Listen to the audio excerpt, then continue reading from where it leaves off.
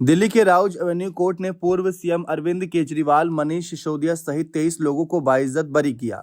कथित शराब घोटाला मामले में कोई भी सबूत न पेश कर पाने पर सीबीआई को कोर्ट ने फटकार भी लगाया। वहीं अब इस मामले में नेता प्रतिपक्ष तेजस्वी यादव ने बड़ा बयान दिया। जी हां, तेजस्वी यादव ने कहा कि विपक्षी नेताओं पर राजनीतिक द्वेष के तहत मुकदमे दर्ज किए जा रहे हैं।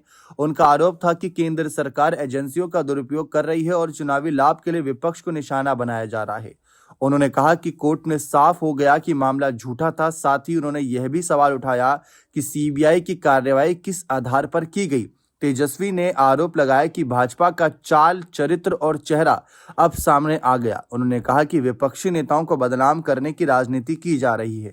तेजस्वी यादव ने कहा कि अगर केजरीवाल को बेवजह मुकदमों में फंसाया गया और इसका असर चुनाव परिणाम पर पड़ा, तो दिल्ली में दोबारा चुनाव कराने पर विचार होना चाहिए ताकि जनता सही मुद्दों पर फैसला कर सके। उन्होंने अपने परिवार पर लगे आरोपों का भी जिक्र किया और कहा कि आईआरसीटीसी से जुड़े मामलों में अब तक किसी घोटाले की पुष्टि नहीं हुई।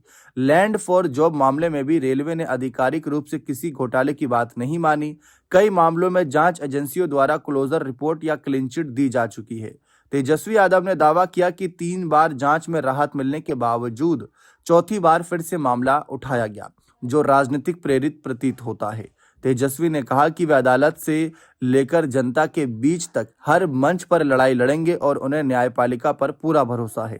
उन्होंने कहा कि अंततः सच की जीत होगी। ये पूरा विवाद सिर्फ एक नेता या एक राज्य तक सीमित नहीं, बल्कि केंद्र और विपक्ष के बीच चल रही राजनीतिक और कानूनी टकराव की बड़ी तस्वीर को भी दर्शाता है। दरअसल तेजस्वी यादव दिल्ली के लिए रवाना हुए थे। इस दौरान उन्होंने ये बातें कही।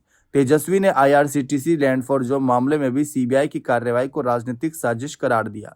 फिलहाल चर्चा इस बात की हो रही है, जिस तरीके से अरविंद केजरीवाल के लिए उन्होंने मांग की कि अगर अरविंद केजरीवाल पर चुनाव के वक्त ये गंभीर आरोप लगे थे और इनका असर नतीजों पर पड़ा, तो चुनाव दोबारा कराने पर विचार होना चाहिए। इस पर आपकी क्या राय है? अपनी राय कमेंट सेक्शन में अवश्य दीजिएगा।